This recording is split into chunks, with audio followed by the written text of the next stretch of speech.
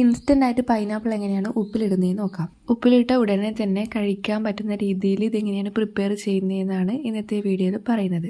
ഇത് ഉണ്ടാക്കി ഉടനെ കഴിക്കാനല്ല, ഒരു വീക്കൊക്കെ കഴിഞ്ഞിട്ടൊക്കെ കഴിക്കുന്നുള്ളൂ എങ്കിൽ അതങ്ങനെയും ചെയ്യാം. ഇങ്ങനെ പെട്ടെന്ന് കഴിക്കാനാണെങ്കിൽ ഇങ്ങനെയും ഉണ്ടാക്കിയെടുക്കാം. പൈനാപ്പിൾ ഈസി ആയിട്ട് കട്ട് ചെയ്യാനുള്ള ഒരു എളുപ്പ വഴി ഇതാണ്. ഇതേ രീതിയിൽ വട്ടത്തിൽ മുറിച്ചിട്ടതിന് ശേഷം അതിൻ്റെ സ്കിന്നൊക്കെ റിമൂവ് ചെയ്ത് കളഞ്ഞാൽ പെട്ടെന്ന് പൈനാപ്പിൾ മുറിച്ചെടുക്കാൻ പറ്റും. ഞാൻ 5ാം ക്ലാസ്സിൽ പഠിക്കുമ്പം ദേശമിത്ര സ്കൂളിൽ നിന്ന് വയനാട്ടിലേക്ക് ടൂർ പോയപ്പോഴാണ് ആദ്യമായിട്ട് ഈ പൈനാപ്പിൾ ഉപ്പിലിട്ടത് കാണുന്നത്. പൈനാപ്പിളൊക്കെ ഉപ്പിലിടുന്നൊക്കെ അറിയുന്നത് അന്നാണ്. കഴിച്ചു നോക്കിക്കുമ്പോൾ ഭയങ്കര ടേസ്റ്റ്. അപ്പോൾ ഞാൻ അന്ന് ഏറ്റവും കൂടുതൽ വാങ്ങിക്കഴിച്ചത് ഈ പൈനാപ്പിൾ ഉപ്പിലിട്ടതായിരുന്നു. അപ്പോൾ ഈ പൈനാപ്പിൾ ഉപ്പിലിട്ടതെന്ന് വെച്ചാൽ എൻ്റെ ഒരു പേഴ്സണൽ ഫേവറേറ്റ് ആണ്. നമ്മളിവിടെയൊക്കെ വട്ടത്തിൽ മുറിച്ചിട്ടിട്ടാണ് പൈനാപ്പിൾ ഉപ്പിലിടാറ്. നീളത്തിൽ മുറിച്ചിട്ടിട്ടും ഇത് ഉപ്പിലിടാറുണ്ട്.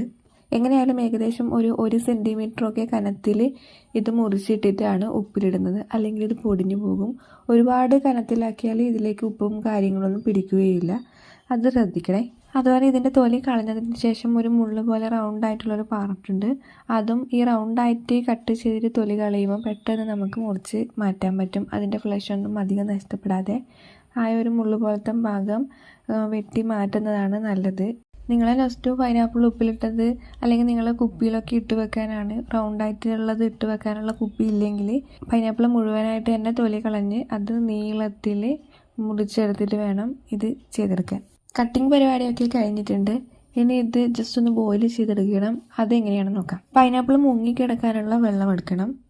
അത് ഞാനിവിടെ കുക്കറിലാണ് ചെയ്യുന്നത്. കുക്കറിലേക്ക് ഒഴിച്ചു കൊടുക്കാം. എത്രയാണോ പൈനാപ്പിൾ എടുത്തത് അതിനനുസരിച്ചിട്ടാണ് വെള്ളം എടുക്കേണ്ടത്. അതുകൊണ്ട് അളവൊന്നും പറയാൻ പറ്റില്ല. ഞാനിവിടെ 2 ഗ്ലാസ്സാണ് എടുത്തിട്ടുള്ളത്. അതിലേക്ക് ഉപ്പ് ചേർത്ത് കൊടുക്കാം.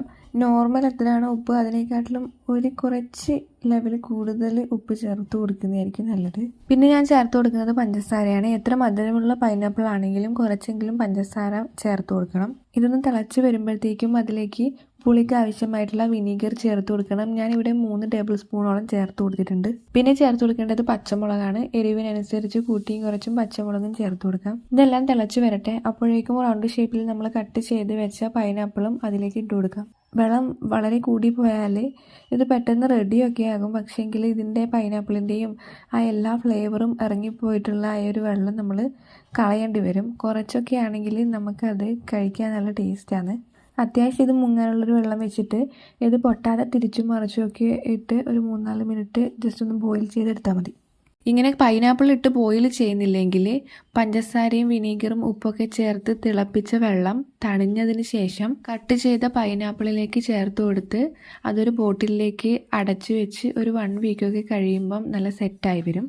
ഉടനെ തന്നെ കഴിക്കാനാണെങ്കിൽ ഈ വീഡിയോയിൽ ചെയ്തതുപോലെ ചെയ്യാം. 1 വീക്കൊക്കെ കഴിഞ്ഞാൽ അല്ലെങ്കിൽ 2 വീക്കൊക്കെ കഴിഞ്ഞിട്ട് കഴിക്കാനാണെങ്കിൽ ഞാൻ പറഞ്ഞതുപോലെ ബോയിൽ ചെയ്യാതെ പൈനാപ്പിൾ ആ വെള്ളത്തിലിട്ട് വെച്ചിട്ടും ചെയ്തെടുക്കാം.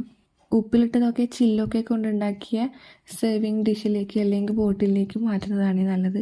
ഇതൊന്ന് ഡെക്കറേറ്റ് ചെയ്യാൻ വേണ്ടിയിട്ടും അല്ലെങ്കിൽ എരിവ് കുറച്ചും കൂടെ വേണമെങ്കിലും ഒക്കെ ഇതേ രീതിയിൽ പച്ചമുളകൊക്കെ യൂസ് ചെയ്യാം. അപ്പോൾ എപ്പോഴും പറയുന്ന പോലെ ഈ വീഡിയോ യൂസ്ഫുൾ ആയാലും ഒന്ന് ലൈക്ക് ചെയ്യാനും അതുപോലെ ചാനൽ ഒന്ന് സബ്സ്ക്രൈബ് ചെയ്യാനും നിങ്ങളുടെ ഫ്രണ്ട്സിനും ഫാമിലിക്കും ഒക്കെ ഈ വീഡിയോ ഷെയർ ചെയ്ത് കൊടുക്കാനും മറന്നു പോകരുത്. നിങ്ങളുടെ വിലയേറിയ അഭിപ്രായങ്ങളും നിർദ്ദേശങ്ങളും കമൻറ്റ് ബോക്സിൽ അറിയിക്കുമല്ലോ. മറ്റൊരു നല്ല വീഡിയോയായി വീണ്ടും കാണാം.